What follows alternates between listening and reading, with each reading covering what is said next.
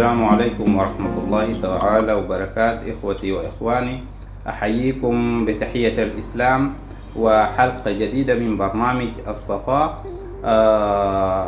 أتمنى مشاهدة طيبة، والحلقة اليوم مهمة جدا جدا وغالية لقلبي. فأنا حابب أتكلم عن مايرنو هي موطني الأساسي، مكان ميلادي يعني، وأنا بحبها جدا وبحب كل أهل مايرنو وبحب كل أهالي في السودان عامة يعني. فبتمنى إنه ربنا سبحانه وتعالى يرفع عننا البلاء الحاصل في بلدنا. وصح الحرب ما وصلتنا يعني نحن، لكن جانا من فوق يعني أصعب من الحرب. الحمد لله، ربنا يتقبل الأموات جميعا ويشفي جميع المرضى. فأنا حابب أتكلم عن حاجة يعني الناس كلها بتتكلم معاي فيها يعني. الفترة دي في ناس كتير بتراسلني في الخاص بتقول لي يا أخي أنت مهتم ببرامج كثيرة في البلد وكده، وشايف هسه البلد يعني في مايرنو الناس بتموت وبيحصل فيها وفيات، ومرض الكوليرا المفروض يعني تجيفوا مع الناس وتتعاونوا معاهم وتعملوا حاجة بخصوص الموضوع ده. فأنا حابب أول شيء أقدم للناس رسالة إنه أنا ما متعاون مع منظمة أو أي حاجة. الحاجات اللي قاعد أقوم بها بحاول أنا من تلقاء نفسي يعني بتكلم مع ناس بس كده، وبحكي لي ده وبقول لي ده، وبحاول بجيف مع البقدر بجيف معاهم. فبالنسبة للبرنامج بتاع الكوليرا والمرض المنتشر حاليا بيقتل في أهلنا، دي حاجة كبيرة جدا جدا، داير الناس تجيف ليها وقفة صح. فأنا مش إنه ما حابي أجيب في الموضوع أو ما حابي أتدخل، أو الموضوع ما عايز أتدخل فيه ولا كده. أنا يعني عملت مبادرة، حاولت إنه أشوف الناس بتقدر تجيب في الموضوع ده أو ما بتقدر، خاصة هنا الناس اللي قاعدين في ليبيا معانا في مصراتة خاصة. فأنا قبل كده شرحت لناس موضوع، ولقيت إنه القروش الجاهني ما بتكفي حتى لمسكين واحد، لأسرة واحدة إنها يعني تساعدهم، خليتها يعني تساعد بها مدينة كاملة.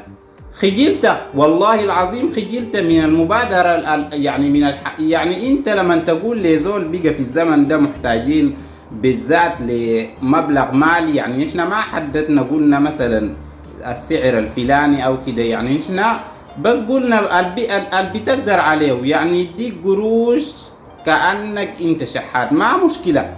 حتى القروش دي لو بسيطة لو كانت كثيرة عيد لعيد شنو بترجع بعيد زي ما قالوا، لكن يدوك نفرين او 3 تنفار، وبعدين انت القروش ما بتسوى انك تساعد بها حتى شخص واحد تشيلها. بعدين الناس تتكلم انت شلت قروش وانت اكلت قروش وقصص زي دي، والله انا ما بقدر عليها.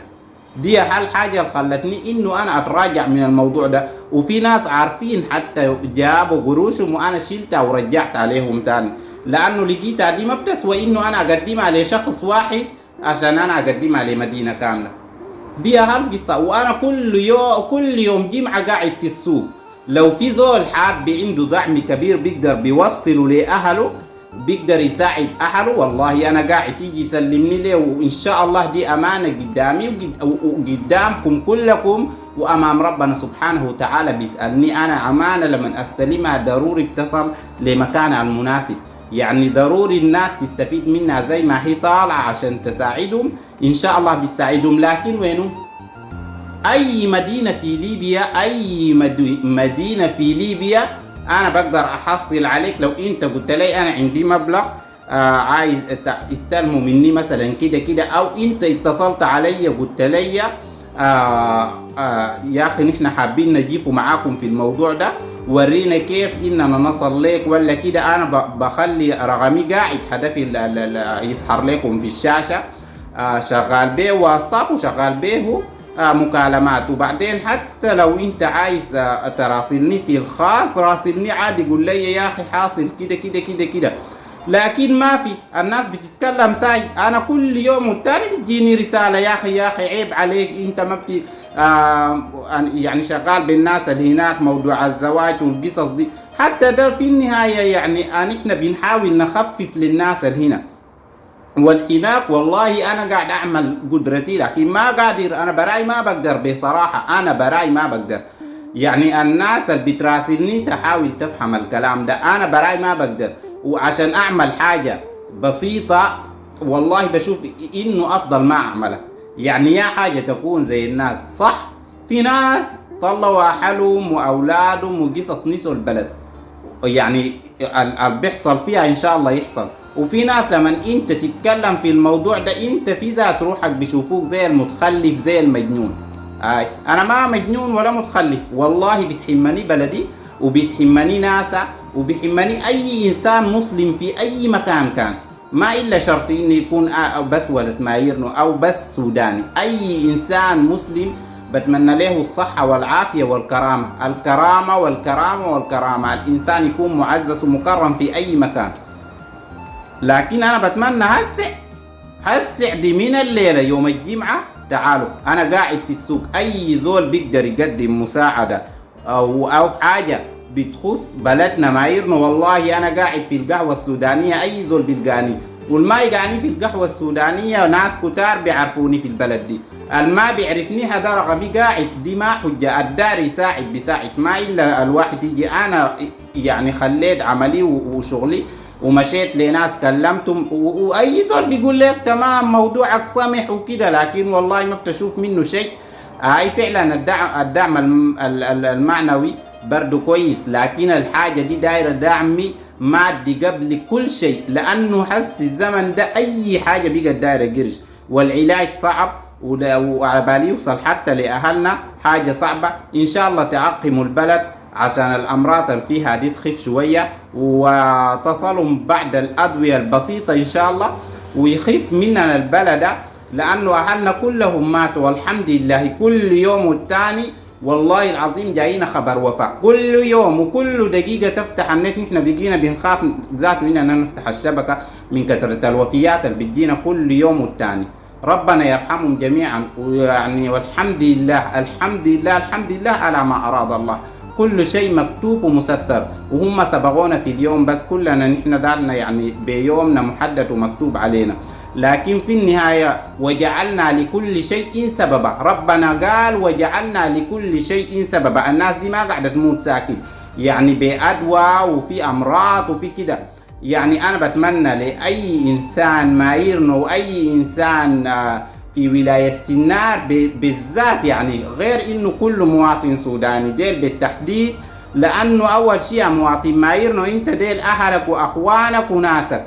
وانت يا في ولاية سنار المرض الجفي مايرنو بينتشر للولاية كلها، واللي انتشر للولاية بينتشر للمدن المجاورة كلها، واللي انتشر للمدن المجاورة بينتشر للسودان كله. انا عشان كده بتمنى اي زول زي ما قالوا ما تخلوا القبة الحبة تكون قبة.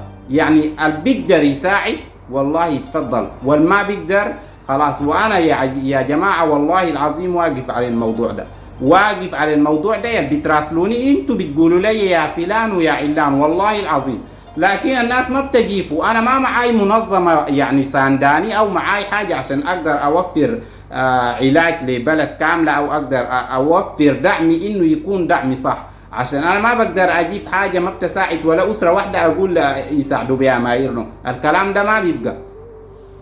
تابعوني في حلقة جديدة إن شاء الله. الحلقة الجاية بتمنى إنها تكون حلقة سارة وفيها أخبار سارة لبلدنا مايرنو ولجميع السودان عامة. بتمنى نحن فطرنا والله العظيم يئسنا من الأخبار الكل يوم شردت قلبنا، والكل يوم مالية قلوبنا بالأحزان المميتة موت بطيء والله العظيم.